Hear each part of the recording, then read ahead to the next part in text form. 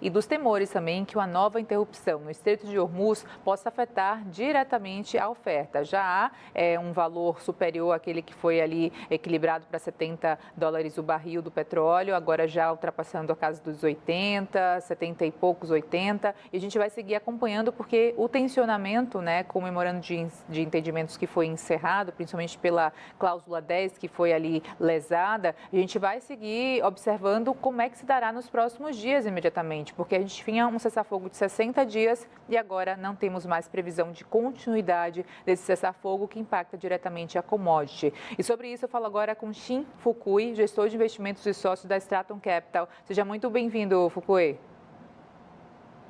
Boa tarde.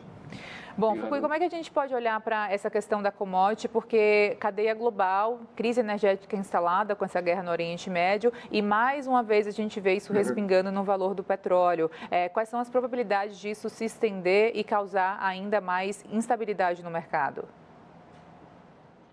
A gente está olhando de forma bastante construtiva aqui essa situação. Hoje já o mercado voltou a ficar forte novamente, o preço do petróleo cedeu de novo e os preços o preço do petróleo, preços dos futuros do petróleo também cederam bastante com a manchete de que o Trump voltou a conversar com o Irã e que aparentemente eles estão conseguindo chegar a um acordo.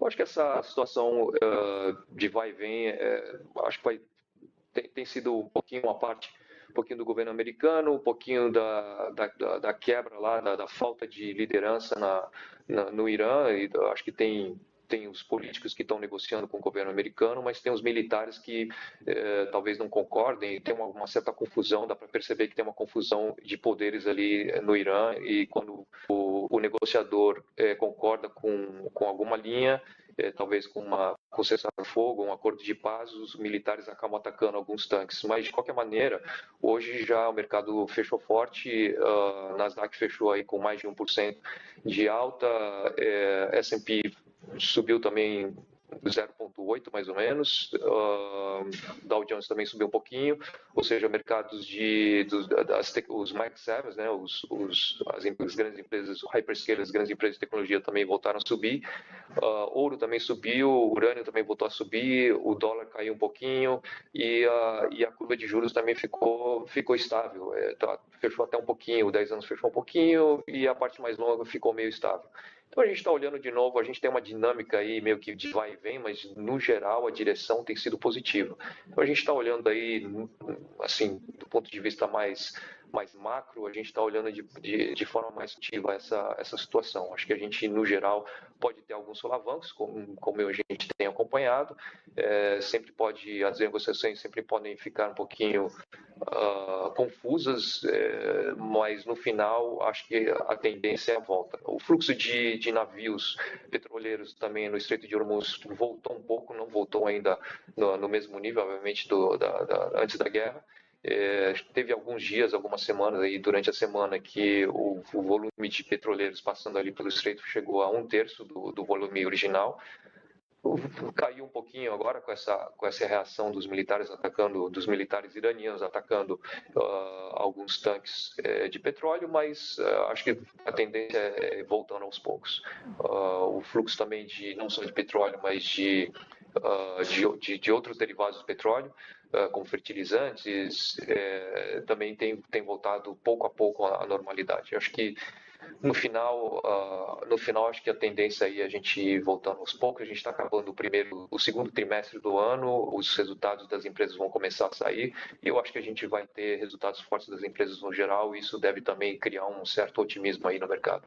Agora, Shin, a gente, claro, conta sempre pelo otimismo e que realmente essa volta, as conversas levem a algum local de fato na prática. Agora, contando também com um copo meio vazio, não querendo ser pessimista, mas trazendo também essa possibilidade, né, com o Trump, a gente sabe que tudo pode acontecer. Caso essas negociações não voltem ao patamar que estavam, de garantia realmente, principalmente dessa ordem global energética com o petróleo, risco de estagflação volta ao radar? Como é que a gente olha para os bancos centrais determinando cortes ou manutenção de taxas de juros e demais também questões inflacionárias domésticas com essa questão geopolítica?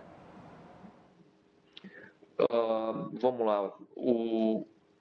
Com relação à inflação, acho que a gente tem uma certa tendência aí de acomodação da inflação. Com o novo presidente do Fed, ele está revendo vários itens da forma como por exemplo, a forma como é medida a inflação, e isso pode também mudar um pouquinho a perspectiva com relação a corte ou aumento de taxa de juros. Junto com isso, se a gente continuar tendo uma resolução ou ir em direção à resolução da tensão ali no Oriente Médio, você também vai ter a diminuição da pressão inflacionária, a pressão nos preços no geral.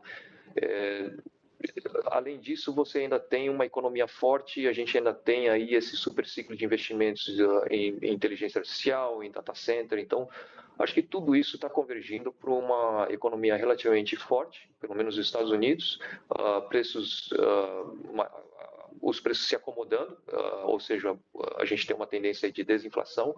E, por exemplo, quando você olha a plataforma Trueflation, você vê que ele mostra a inflação até bem mais baixa do que tem mostrado os índices do preço ao consumidor ou os outros índices que os Estados Unidos aqui acompanham. No geral, acho que a gente tem uma tendência de real melhora aí em todos os sentidos. Obviamente que se voltar a termos um conflito de novo ali no Oriente Médio, eu acho que isso aí a tendência volta a piorar de novo. Mas o mundo tem se mostrado que tanto o Irã, a China, os Estados Unidos, o mundo todo, ele quer que o fluxo de petróleo volte à normalidade. Ou seja, não tem um desentendimento nesse sentido. Todo mundo entende que o fluxo de petróleo tem que voltar ao normal. Isso aí eu acho que acaba conspirando a favor de uma resolução.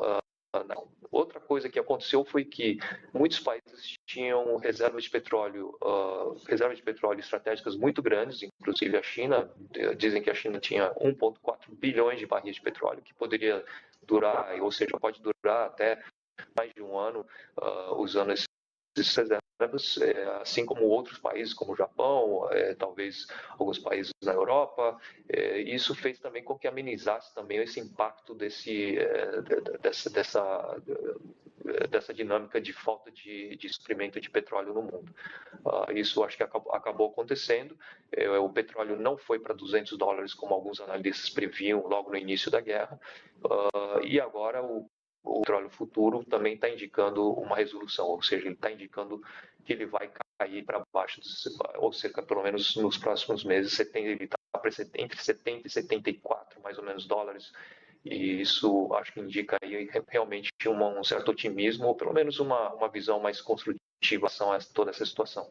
Agora, Fukui, quais ativos costumam performar melhor nesse cenário de petróleo em alta, que pode se firmar caso ele volte aos patamares que a gente já viu mais recentemente? A gente fala de ativos de segurança, qual é a exposição aí que o investidor tem com relação a commodity, por exemplo, ou foge delas para se sentir mais seguro em termos de investimentos?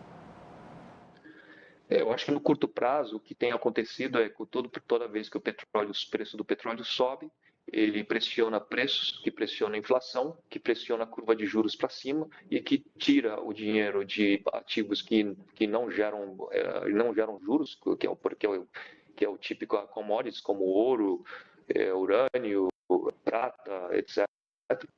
Principalmente não tem nenhum uso comercial, e o dinheiro flui para juros, né? Flui para juros porque os juros vão acabar pagando mais e o ouro acaba caindo, juros sobem, e para você ter juros você precisa comprar dólar. Quando você compra dólar, o dólar também acaba subindo junto. Então, isso seria a dinâmica. E o contrário também é justamente o que tem acontecido, foi o que aconteceu hoje.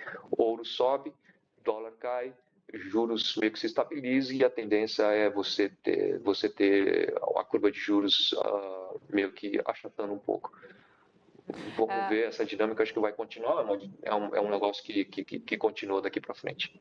Agora, Chin, falando do mercado doméstico, a gente tem, há pouco até divulgamos aqui a fala do Dario Durigan falando sobre essa questão dos subsídios, da subvenção sobre os combustíveis, né? Afetou principalmente o diesel, estava ali no querosene de aviação também, gasolina. Só que isso tudo agora depende dessa escalada de tensão, ia ser revisto o subsídio, neutralizado hoje, quinta-feira, mas aí já passou para a semana que vem por conta de todo o tensionamento no Oriente Médio que impacta o petróleo. O quão perigoso é a gente ficar dependente de uma questão global para a decisão doméstica, principalmente com subsídios que são linhas de crédito que oneram ainda mais o descontrole fiscal que já existe aqui no Brasil e essa questão dos gastos que são cada vez mais criados com essas linhas de crédito, subsídios, subvenções? Nós aqui da Straton Capital, nós acompanhamos principalmente mercados internacionais, dos Estados Unidos. Nós não acompanhamos de perto os mercados brasileiros, mas eu tenho a impressão que realmente isso aí, essa questão dos subsídios tem que ser levada com bastante calma e seriedade, porque eu lembro que na época da Dilma teve um subsídio do IPI na venda de carros. Isso acho que jogou uma certa gasolina aí na demanda. A demanda cresceu de repente, mas quando eles colocaram o IPI de volta, a demanda desabou, né, na venda de carros. Então a questão aí do subsídio deve ser olhada realmente com calma, e eu acho que é o que o governo está fazendo agora. Ele está olhando com calma, mas a gente está falando em um ano de eleições, então a gente nunca sabe se uma decisão é econômica ou a decisão é mais política. Isso aí eu acho que vai depender aí da cabeça do governo. São capturas de narrativa, né? Uma pauta que contamina a outra, a politização da economia e vice-versa. Só para finalizar, hoje o fechamento do mercado, a gente teve um dólar a R$ 5,12 no câmbio e o Bovespa que operou uma alta no fechamento de 172.742 pontos. Como analisar o fechamento do dia de hoje e, enfim, tem algum fator que eleva a preocupação, o radar ficar apontado para alguma tendência aí no mercado, na análise de vocês?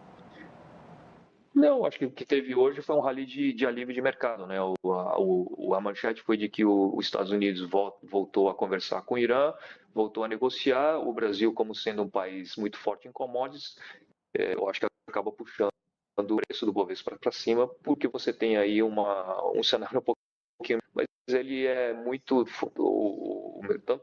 tanto o Bovespa como aqui nos Estados Unidos, o mercado reagiu muito em cima da manchete e não muito pouco nos fundamentos. Eu acho que os fundamentos aqui nos Estados Unidos são fortes, mas no geral você acaba reagindo no dia a dia, você acaba reagindo com